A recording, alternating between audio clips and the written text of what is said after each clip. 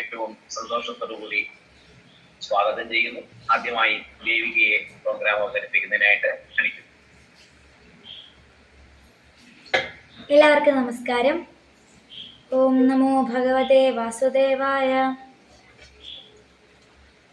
ശുക്ലാംബരധരം വിഷ്ണും ശശിവർണം ചതുർഭുജം പ്രസന്നവദനം ധ്യായേത് സർവവിഘ്നോപശാന്തയേ. ഗുരവേ സർവലോകാനാം ഭിഷജേ ഭവരോഗിണാം നിധയേ സർവവിദ്യാനാം ദക്ഷിണാമൂർത്തയേ നമഃ. ജന്മാദ്യസ്യ യതോന്വയാദിതരതശ്ചാർത്ഥേഷ്വഭിജ്ഞസ്വരാട് തേനേ ബ്രഹ്മഹൃദയാദികവയേ മുഹ്യന്തി യത്സൂരയഃ. തേജോ വാരിമൃതാം യഥാ വിനിമയോ യത്ര ത്രിസർഗോ മൃഷാ ധാമ്നാ സ്വേന സദാ നിരസ്തകുഹകം സത്യം പരം ധീമഹി. ധർമ്മപ്രോചിതകൈതവോത്ര പരമോ നിർമത്സരാണാം സതാം വേദ്യം വാസ്തവമത്ര വസ്തു ശിവദം താപത്രയോന്മൂലനം. ശ്രീമദ്ഭാഗവതേ മഹാമുനികൃതേ കിം വാ പരൈരീശ്വര സദ്യോ ഹൃദ്യവരുധ്യതേത്ര കൃതിഭിः ശുശ്രൂഷുഭിസ്തക്ഷണാത്. നിഗമകൽപതരോർഗളിതം ഫലം ശുഗമുഖാദമൃതദ്രവസംയുതം പിബത ഭാഗവതം രസമാലയം മുഹുരഹോ രസികാ ഭുവി ഭാവുകാ. നാരായണം നമസ്കൃത്യ നരം ചൈവ നരോത്തമം ദേവീം സരസ്വതീം വ്യാസം തതോ ജയമുദീരയേത്. യം പ്രവ്രജന്തമനുപേതമപേതകൃത്യം ദ്വൈപായനോ വിരഹകാതരാജുഹാവ പുത്രേതി തന്മയതയാ തരവോഭിനേദു തം സർവഭൂതഹൃദയം മുനിമാനതോസ്മി. യസ്വാനുഭാവമഖിലശ്രുതിസാരമേകം അധ്യാത്മദീപമതിതിദീർഷതാം തമോന്ധം സംസാരിണാം കരുണയാഃ പുരാണഗുഹ്യം തം വ്യാസസൂനുപയാമി ഗുരും മുനീനാം. മൂകം കരോതി വാചാലം പങ്കും ലംഘയത്തെ ഗിരിം യത്കൃപാത്തമഹം വന്ദേ പരമാനന്ദമാധവം. യം ബ്രഹ്മാ വരുണേന്ദ്രരുദ്രമരുതഃ സ്തുന്വന്തി ദിവ്യൈസ്തവൈ വേദൈः സാംഗപദക്രമോപനിഷദൈ ഗായന്തി യം സാമഗാഃ. ധ്യാനാവസ്ഥിതതദ്ഗതേന മനസാ പശ്യന്തി യം യോഗിനോ യസ്യാന്തം ന വിദുഃ സുരാസുരഗണാ ദേവായ തസ്മൈ നമഃ. കോമളം കൂജയൻ വേണും ശ്യാമളോയം കുമാരകഃ വേദവേദ്യം പരം ബ്രഹ്മ ഭാസതാം പുരതോ മമ. ഭൂതൈർമഹദ്ഭിർയൈമാ പുരോ വിഭു നിർമായശേദേ യദമൂഷു പൂരുഷ ഭുങ്ക്തേ ഗുണാൻ ഷോഡശ ഷോഡശാത്മകഃ സോലങ്കൃശിഷ്ട ഭഗവാൻ വചാംസി മേ. കരുണാപരേണ ഹരിണാപ്യധർമ്മ കഥമീക്ഷ്യത്തെ ഇമം മേ സംശയം സിന്ധി ത്വദ്വാചാ സുഖിതാസ്മ്യഹം. നാരദ ഉവാച യദി പൃഷ്ടസ്ത്വയാ ബാലേ പ്രേമതഃ ശ്രവണം കുരു സർവം വക്ഷ്യാമി തേ ഭദ്രേ കശ്മലം തേ ഗമിഷ്യതി. യദാ മുകുന്ദോ ഭഗവാൻ ക്ഷ്മാം ത്യക്ത്വാ സ്വപദം ഗതഃ തദ്ദിനാത് കലിരായാത സർവസാധനബാധകഃ. ദൃഷ്ടോ ദിഗ്വിജയേരാജ്ഞാ ദീനവത്സരണം ഗതഃ ന മയാ മാരണീയോയം സാരംഗൈവ സാരഭുക്. യത്ഫലം നാസ്തി തപസാ ന യോഗേന സമാധിനാ തത്ഫലം ലഭത്തെ സമ്യക് കലൗ കേശവ കീർത്തനാത്.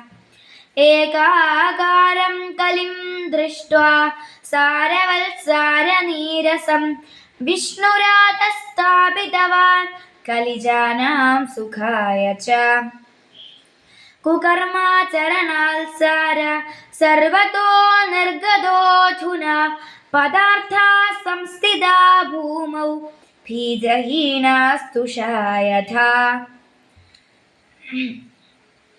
विप्रैर्भागवती वार्ता गेहे गेहे जने जने कारिता कणलोभेन कथासारस्ततो गतः अत्युग्रभूरिकर्माणो नास्तिकारौरवाजना तेऽपि तिष्ठन्ति तीर्थेषु तीर्थसारस्ततो गतः कामक्रोधमहालोभ तृष्णा व्याकुलचेतसा तेऽपि तिष्ठन्ति तपसि तपःसारस्ततो गतः मनसश्चाचया लोभात् दम्भात् पागण्डसंश्रयात् शास्त्रानभ्यसनात् चैव ध्यानयोगफलं गतम् पण्डितास्तु गलत्रेण रमन्ते महिषा इव पुत्रस्योत्पादने दक्ष अदक्षा मुक्तिसाधने नाहि वैष्णवता कुत्र सम्प्रदाय पुरस्सर एवं प्रलयतां प्राप्तो वस्तुसारस्थले स्थले अयं तु युगधर्मो हि वर्तते कस्य दूषणम् अतस्तु पुण्डरीकाक्ष सहते निकटे स्थितः सूत उवाच इति तद्वचनं श्रुत्वा विस्मयं परमं गता भक्तिरुचे वचो भूय श्रूयतां तच्च शौनका भक्तिरुवाच सुरर्षे त्वं हि धन्योऽसि मद्भाग्येन समागता साधूनां दर्शनं लोके सर्वसिद्धिकरं परम् जयति जगति मायां यस्य कायाथवस्ते वचनरचनमेकं केवलं चागलय्य ध्रुवपदमपि यातो यत्कृपातो ध्रुवोऽयं सकलकुशलपात्रं ब्रह्मपुत्रं नतास्मि इति श्रीपद्मपुराणे उत्तरखण्डे श्रीमद्भागवतमाहात्म्ये ഭക്തിനാരദസമാഗമോ നാമ പ്രഥമോധ്യായഃ. നന്നായിട്ട് ചൊല്ലി നീ അതിന്റെ സാരവും കൂടെ ചെറുതായിട്ടൊന്ന് നോക്കി. ദയാപരായണനായ ശ്രീഹരിയും കൂടെ അധർമ്മിയായ കലിയെ കണ്ടുകൊണ്ടിരിക്കുന്നതെങ്ങനെ? എൻ്റെ ഈ സംശയം നീക്കിയാലും. വീണ്ടും നാരദർ തുടർന്നു. ഹേ ബാലേ, നീ പ്രേമപൂർവം ചോദിച്ചതിനാൽ നിന്നോട് സർവസംഗതികളും പറയാം. ശ്രദ്ധയോടെ കേട്ടോളൂ. ഹേ ഭദ്രേ, നിന്റെ മനോമൗഢ്യം ഇത് കേൾക്കുന്നത് കൊണ്ട് തന്നെ തീരും. സർവ ഐശ്വര്യ പരിപൂർണനായ ഭഗവാൻ ശ്രീ മുകുന്ദൻ ശ്രീകൃഷ്ണമൂർത്തി തന്റെ അവതാര വിഗ്രഹത്തെ ഈ ഭൂമിയിൽ നിന്ന് പിൻവലിച്ചിട്ട് സ്വസ്ഥാനത്തെ ഏതു ദിവസം പ്രാപിച്ചുവോ അന്നു മുതൽക്ക് മനുഷ്യർക്ക് ശ്രേയസ് ഉണ്ടാക്കുന്ന സാധനങ്ങളെ എല്ലാം നശിപ്പിക്കുന്ന കലി ഈ ലോകത്തിൽ പ്രവേശിച്ചു.